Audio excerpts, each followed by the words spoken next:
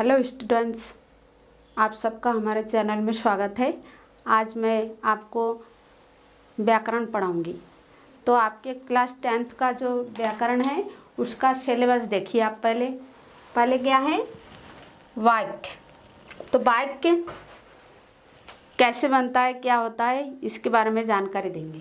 फिर वाच्य ये हम जो बोलते हैं उसको क्या कहा जाता है, वाच्य। तो उसके बारे में भी मैं एक एक टॉपिक एक एक दिन पढ़ाऊंगी। अगला है पद परिचय। पद परिचय में लिंग, वचन, कारक, संज्ञा है, सर्वनाम है, यह सभी शब्दों का जो जहाँ पे हैं उस स्थान के बारे में या क्या कौन सा शब्द क्या है मैं ये बताऊंगी। रस, कौन सा हो गया आप, रस। रस काव्य में जो हम सुंदर बोलते हैं वो कैसे बोलते हैं, वीर रस, करुण रस, श्रृंगार रस, इसकी जानकारी होगी। विज्ञापन चित्र, विज्ञापन का अर्थ क्या हुआ, एडवर्टाइज, जो आप टीवी में भी देखते हैं। तो ये हम शब्दों के माध्यम से कैसे लिखेंगे। पत्र लेखन, औपचारिक और अनौपचारिक, जो व्यावहारिक पत्र हुआ और कार्यालय आदि में जो भेजते हैं, इस प्रकार के पत्र होते हैं। अनुच्छेद, कोई विषय दिया रहेगा उसके बारे में आपको संक्षेप में लिखना है। अपठित गद्यांश और पद्यांश, ऐसे विषय मतलब ऐसा टॉपिक गद्य और पद्य में जो आपने नहीं पढ़ा, वो एक पैराग्राफ दिया रहेगा, उसके नीचे प्रश्न पूछेंगे और उस प्रश्न का उत्तर आपको छांट करके लिखना होगा। अब पहला नंबर क्या है, वाक्य। जो पहला टॉपिक है आपका उसका क्या हो गया, सबसे पहले क्या है, वाक्य। तो वाक्य किसे कहते हैं, आप जानते हो कि पहले तो वर्ण होता है, ध्वनि के छोटे से छोटे खंड जिसका और खंड नहीं किया जा सकता है, उसको क्या कहते हैं, वर्ण कहते हैं। तो कई वर्णों से मिलके शब्द बनता है और कई शब्दों से मिलके क्या बनता है, वाक्य। तो क्या लिखा है देखिए, दो या दो से अधिक शब्दों के सार्थक समूह को वाक्य कहते हैं। जैसे विनीत सो रहा है, आसमान साफ है आदि। मतलब दो से अधिक शब्दों के समूह का जो जिसका कोई सार्थक अर्थ निकले। सार्थक माने एक होता है निरर्थक अर्थ, एक होता है सार्थक। जैसे मैं मान लीजिए हम पानी एक शब्द है, पानी के साथ अगर वाणी बोल दे तो क्या हो जाएगा, निरर्थक, और पानी क्या है, सार्थक। तो ऐसे सार्थक शब्दों के समूह को क्या कहते हैं, वाक्य। वाक्य क्या हो गया, जैसे विनीत सो रहा है, आसमान साफ है आदि। अब वाक्य रचना के मुख्य दो भाग होते हैं, एक होता है उद्देश्य और दूसरा विधेय। अब उद्देश्य किसको कहेंगे, देखिए जिसके बारे में बात की जाए। जैसे हरि नित्य टहलने जाता है, में हरि उद्देश्य है, ये क्या है, हरि क्या हो गया, उद्देश्य, क्योंकि इसके बारे में बात किया जा रहा है। क्योंकि नित्य टहलने की बात किसके लिए कही गई है, हरि के लिए। हरि एक लड़का है, उसके बारे में टहलने की बात कही गई है, इसलिए हरि क्या हो गया, उद्देश्य। और विधेय क्या होता है, वाक्य का वह अंश जो उद्देश्य के बारे में कहा जाता है। उद्देश्य के बारे में क्या कहा गया है, नित्य टहलना, ये हरि के बारे में बोला गया है। तो ये क्या हो गया, विधेय, क्योंकि यह हरि के बारे में कही गई है। अब आता है वाक्य के प्रकार। पहला नंबर है, एक आता है रचना के अनुसार वाक्य के प्रकार और एक होता है अर्थ के आधार पर वाक्य के प्रकार।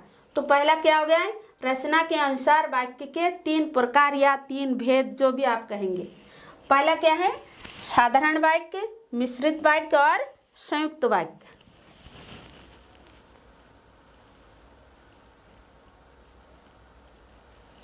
तीन प्रकार के वाक्य हो गए, साधारण वाक्य, मिश्रित वाक्य और संयुक्त वाक्य। पहला नंबर क्या है, साधारण वाक्य। जिस वाक्य में एक उद्देश्य और एक विधेय होता है, क्या होता है, एक उद्देश्य और एक विधेय, उसे साधारण वाक्य कहते हैं। इस वाक्य में मुख्यतः एक कर्ता, यहाँ पे कर्ता थोड़ा एक कर्ता होता है और उसके होने वाली एक क्रिया होती है। सरल वाक्य में एक क्रिया के अतिरिक्त कर्म, पूरक, क्रिया विशेषण, संप्रदान, अधिकरण आदि कारक हो सकते हैं। जैसे देखिए, एक क्या है, माता ने शीला को एक साड़ी दी, ये देखिए 2 कारक चिन्ह हो गए। मोहन हंसता है, ये क्या हो गया, एक साधारण वाक्य। मैं जाता हूँ, मैं खाता हूँ, तुम पढ़ते हो, ये क्या हो गया, एक साधारण वाक्य। मतलब इसमें 2 वाक्य या एक के अलावा ज़्यादा नहीं होता है। तुम आते हो, तुम गाते हो, ये सारा क्या हो गया, साधारण वाक्य। दूसरा हो गया मिश्रित वाक्य, जिस वाक्य में मुख्य या प्रधान वाक्य एक होता है। मुख्य वाक्य कितना होता है, एक, किंतु उसके आश्रित उपवाक्य एक या एक से अधिक भी हो सकता है। अब मिश्र माने क्या होता है, देखो जो मिला हुआ, मिलावट, तो एक वाक्य क्या हो गया, साधारण, और दूसरा वाक्य क्या हो गया, उसका उपवाक्य जो उसके ऊपर आश्रित भी होता है। जैसे उसने कहा था कि झूठ के पाँव नहीं होते, यदि मैं ना जाता तो तुम सोते रहते। अब देखिए इसमें क्या है, देखिए इसके कुछ चिन्ह होते हैं। जैसे क्या हो गया, यदि, तो, फिर भी, यद्यपि, कि, ये सब क्या हो गया, इसके मिश्रित वाक्य के चिन्ह। उसने कहा कि झूठ के पाँव नहीं होता, कि, जहाँ पे की आए, तो आए, फिर, यद्यपि, तथापि, ऐसे वाक्य क्या होता है, मिश्रित वाक्य।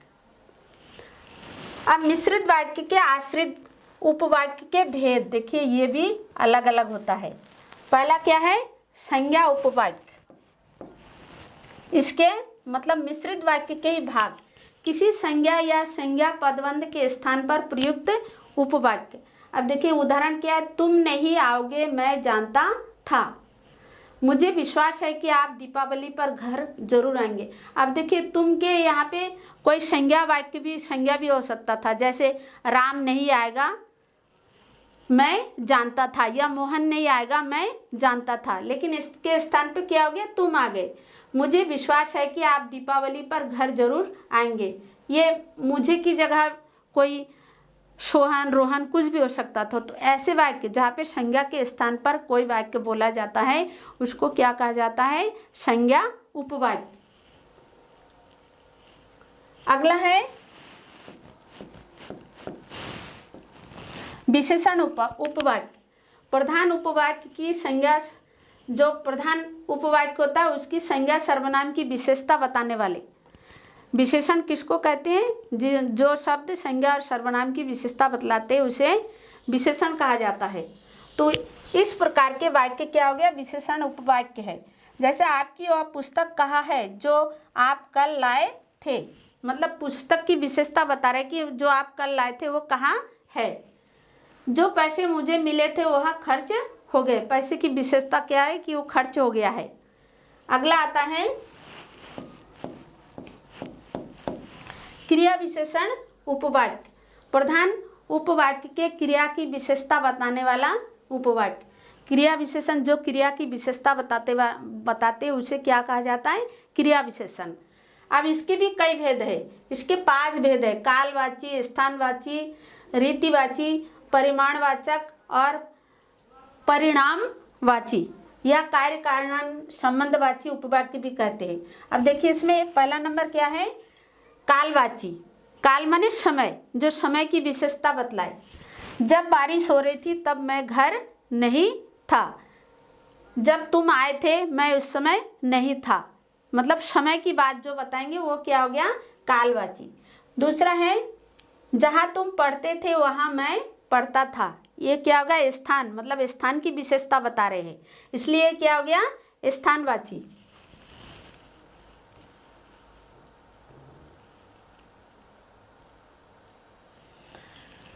फिर है रीतिवाची, जैसा आपने बताया वैसा ही मैंने किया, मतलब जो सही हो उसको क्या कहा जाता है, रीतिवाची। फिर जितना व्यायाम करोगे उतना ही स्वस्थ रहोगे, ये परिमाणवाचक। परिमाण माने मात्रा, मतलब ज़्यादा व्यायाम करोगे तो ज़्यादा स्वस्थ रहोगे, कम व्यायाम करोगे तो कम स्वस्थ रहेंगे। ऐसे कई उदाहरण हो सकते हैं, जितना खाना खाओगे उतना स्वस्थ रहोगे। यदि मोहन ने पढ़ा होता तो अवश्य पास हो जाता। ये कार्य कारण या परिणाम, परिणाम माने फल, नतीजा, तो क्या हो गया, यदि मोहन पढ़ा होता तो अवश्य पास हो जाता। तो ऐसे ही कई सारे उदाहरण हो सकते हैं। अगला आता है तीसरे नंबर पे संयुक्त वाक्य। जिस वाक्य में दो से अधिक खंड वाक्य हो लेकिन वो दोनों स्वतंत्र हो, वहां पे क्या होता है, संयुक्त वाक्य। संयुक्त माने नाम से ये स्पष्ट हो रहा है, संयुक्त माने मिला हुआ। अब देखो कैसे, बिजली थोड़ी देर के लिए आई और चली गई। अब देखिए, ये बिजली थोड़ी देर के लिए आई, ये एक वाक्य हो गया, और चली गई ये एक वाक्य हो गया, और ये और क्या है, ये जुड़ गया है इससे, तो ये क्या हो गया, संयुक्त वाक्य। आप दूध पिएंगे या चाय। अब ये या जो है ये दोनों वाक्य को जोड़ रहा है। चाय जो है ये अपने आप में एक वाक्य हो गया, पूछ रहे कि आप दूध पिएंगे या चाय। जल्दी चलिए अन्यथा बहुत देर हो जाएगी, इसमें अन्यथा ये वाक्य को जोड़ रहा है। तो इस प्रकार से संयुक्त वाक्य होता है। तो कौन कौन सा वाक्य हो गया, पहला है साधारण वाक्य, दूसरा मिश्रित वाक्य, तीसरा संयुक्त वाक्य। साधारण वाक्य में क्या होता है, एक ही वाक्य होता है, उसमें कोई अलग अलग दूसरा वाक्य नहीं होता है। और मिश्रित वाक्य में एक स्वतंत्र वाक्य होता है, उसके साथ एक उपवाक्य होता है, वो संज्ञा हो सकता है, संज्ञा उपवाक्य या विशेषण उपवाक्य होता है।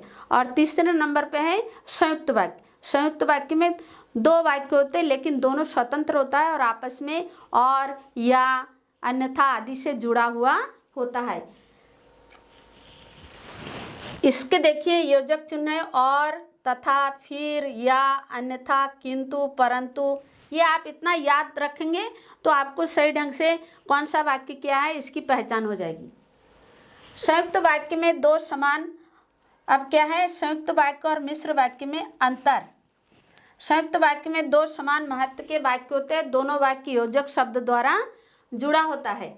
लेकिन मिश्र वाक्य में दो से अधिक साधारण वाक्य होते हैं, इनमें से कोई एक वाक्य उपवाक्य होता है तथा अन्य वाक्य गौड़ होता है, गौड़ वाक्य होता है। जैसे वह तेज दौड़ा और जीत गया, यदि वह परीक्षा देता तो उत्तीर्ण हो जाता, तो वह तेज दौड़ा और जीत गया, तो इसमें क्या है, और। ये क्या हो गया, संयुक्त वाक्य। क्या हो गया,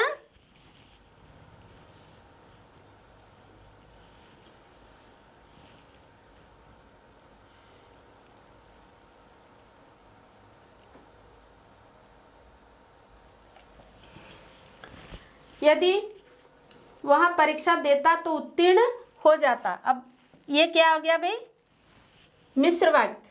अब इसमें साधारण किंतु समान महत्व के वाक्य है और संयोजक द्वारा जुड़े है और जुड़ा हुआ है। और इसमें क्या है, तो ये मुख्य वाक्य पास हो जाता पर आश्रित है, अतः यहाँ पर क्या है, मिश्र वाक्य है। बच्चों अब मैं आपको अर्थ के आधार पर वाक्यों के भेद पढ़ाऊंगी। पहला क्या है, अर्थ के आधार पर वाक्य के भेद। पहला नंबर क्या है, विधानवाचक या निश्चयवाचक वाक्य।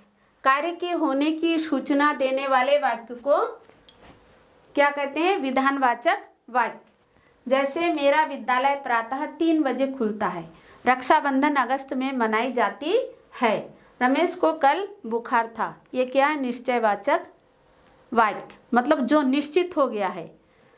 अगला है निषेधात्मक वाक्य। इस प्रकार के वाक्य से कार्य के ना होने का बोध होता है। जैसे मैं नहीं खाऊंगा, मैं नहीं जाऊंगा, तुम नहीं खेल रहे हो, जिसमें नहीं शब्द का प्रयोग हो, वो सब क्या हो गया, निषेधात्मक वाक्य। तीसरा है आज्ञार्थक वाक्य। आज्ञार्थक मतलब आज्ञा देने वाले। इस प्रकार के वाक्यों से आज्ञा या अनुमति का बोध होता है। जिस प्रकार से यहाँ शोर मत करो, फूल मत तोड़ो, इधर मत जाओ, उधर मत जाओ, किताब मत फाड़ो। जितने भी आज्ञा देने वाले वाक्य हैं वो किसके अंतर्गत आता है? आज्ञार्थक वाक्य।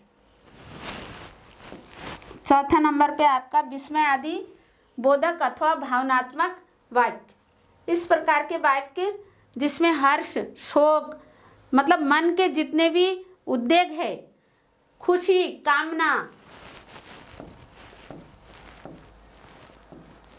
इच्छा, ये आदि आशीर्वाद आदि मनोभावों जो प्रकट करते हैं, इसको क्या कहते हैं? विस्मय आदि बोधक वाक्य। जैसे आहा कितना सुंदर फूल है, ईश्वर आपकी यात्रा सफल करे, छी कितना बदबू है।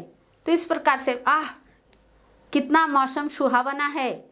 तो इस प्रकार से जो भी मन के उद्वेग हैं प्रकट होता है, ऐसे वाक्यों को विस्मय आदि बोधक या भावनात्मक वाक्य कहा जाता है। 5वें नंबर पे है प्रश्नवाचक वाक्य। इस प्रकार के वाक्यों में वक्ता श्रोता से केवल प्रश्न पूछता है, जैसे आप क्या कर रहे हो, आपका घर कहाँ है, आप कहाँ जा रहे हो, कौन सी कक्षा में पढ़ते हो, ये सारे क्या हो गए? प्रश्नवाचक वाक्य। तुम्हारा नाम क्या है, तुम कहाँ रहते हो, क्या आप कल घर गए थे। अगला है संकेतवाचक वाक्य। जिस वाक्य में दो क्रियाएं हो तथा एक दूसरे क्रिया पर निर्भर हो उसे क्या कहा जाता है? संकेतवाचक वाक्य। जैसे तुम परिश्रम करते तो सफल हो जाते, यदि वर्षा होती तो फसल होती। तो इस प्रकार से जो संकेत जैसा वाक्य हो वहाँ पे क्या होता है? संकेतवाचक वाक्य।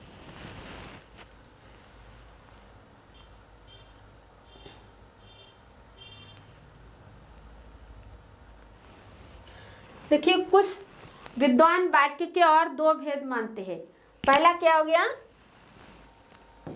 संदेहवाचक वाक्य। इस प्रकार के वाक्यों में शक या संदेह होता है। जैसे मैं लिख ना सकूं, संभवतः 2 दिनों का अवकाश रहेगा, शायद कल मैं आ ना सकूं। इस प्रकार से जिसमें संभावना जैसी बात हो वहाँ पे क्या होता है? संदेहवाचक वाक्य। अगला आता है इच्छावाचक वाक्य। इस प्रकार के वाक्यों से कामना, प्रार्थना आदि होती है। जैसे ईश्वर तुम्हें सफल करे, आपकी यात्रा मंगलमय हो, काश मैं भी करोड़पति होता। ये मन की इच्छा प्रकट हो रही है। अब देखिए वाक्य रचनांतरण, मतलब किस वाक्य को अगर संयुक्त वाक्य है तो हम उसको मिश्र वाक्य कैसे बना सकते हैं, सरल वाक्य है तो उसको हम संयुक्त वाक्य कैसे बना सकते हैं, ये आप सीखेंगे। किसी बात को अनेक ढंग से व्यक्त किया जा सकता है, लेकिन ऐसे वाक्य एक दूसरे के वाक्य के रूप में बदला जा सकता है। रचनांतरण में यह ध्यान रखना चाहिए कि अर्थ परिवर्तन ना हो। पहला है संयुक्त वाक्य से, सरल वाक्य से संयुक्त वाक्य। उसने घर आकर भोजन किया, ये क्या हो गया? एक सरल वाक्य। अब देखिए इसमें क्या जुड़ना है? वह घर आया और उसने भोजन किया। अब ये देखिए और जुड़ गया है। क्या जुड़ा है? और। घर आया और उसने भोजन किया, ये क्या हो गया? संयुक्त वाक्य। अगला है सरल वाक्य से मिश्र वाक्य। वीरेंद्र ने मुझे जल्दी भोजन करने के लिए कहा। अब इसको देखिए, ये भी एक सरल वाक्य है। क्या हो जाएगा? वीरेंद्र ने मुझसे कहा कि मैं जल्दी भोजन करूं। ये क्या हो गया? मिश्र वाक्य। संयुक्त वाक्य से मिश्र वाक्य।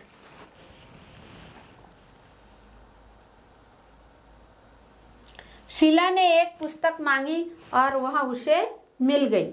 अब इसको अलग कैसे करेंगे? शीला ने जो पुस्तक मांगी थी वह उसे मिल गई। ये क्या हो गया? मिश्र वाक्य हो गया। अगला आता है विधानवाचक वाक्य से निषेधात्मक निषेधवाचक वाक्य। प्रशांत आज विद्यालय गया, ये विधानवाचक है। ये क्या हो गया? प्रशांत आज विद्यालय नहीं गया, ये क्या हो गया? निषेधात्मक। वाक्य हो गया। सुरेश, अब निषेधात्मक वाक्य से प्रश्नवाचक। सुरेश ने यह पुस्तक नहीं पढ़ी, तो क्या हो जाएगा? सुरेश ने यह पुस्तक क्यों नहीं पढ़ी? ये क्या हो गया? क्या सुरेश ने यह पुस्तक पढ़ी या सुरेश ने यह पुस्तक क्यों नहीं पढ़ी? तो क्या हो गया? प्रश्नवाचक। विधानवाचक वाक्य से विस्मय आदि बोधक वाक्य। यह बहुत ही सुंदर है, इसको विधानवाचक है। वाह कितना सुंदर दृश्य, मौसम सुहावना है, ये एक सरल वाक्य हो गया। अगर आप बोलोगे वाह मौसम कितना सुहावना है, तो ये क्या हो जाएंगे? विस्मय आदि बोधक वाक्य हो जाएंगे। इस प्रकार से आपने अर्थ के आधार पर और रचना के आधार पर वाक्य के भेद पढ़े हैं। अगले टॉपिक में मैं आपको वाच्य पढ़ाऊंगी।